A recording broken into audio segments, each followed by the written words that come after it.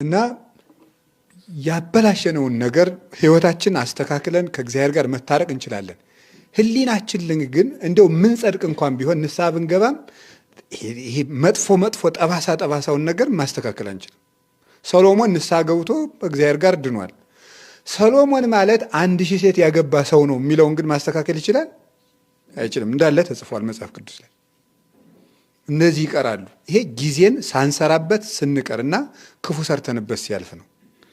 መልካም ሰርተን ስናልፍ ደግሞ ለሰው ጭንቅላቱ ውስጥ ሲያረጅ የሚቀሩት 3ቱ ናቸው። የመጀመሪያው መልካም ስራዎቹ ናቸው። መልካም ስራዎቹ ሁልጊዜ ትዝ ይሎታል። አሁን ብዙ ጊዜ ሽማግሌዎችን አይታችኋቸዋል? ለምንድን ነው ማውራት የሚወዱ ይመስላችኋል? እንግዲህ እኒህ ሰውዬ መንዘባዘብ ጀምሮ ይላቸዋል ሰው። ለምን ይመስላችኋል? መልካም ነገራቸውን መትረፍ ይፈልጋሉ። ደስ የሚላቸው ያች ስለሆነች ያችን መናገር ስለሚፈልጉ ነው።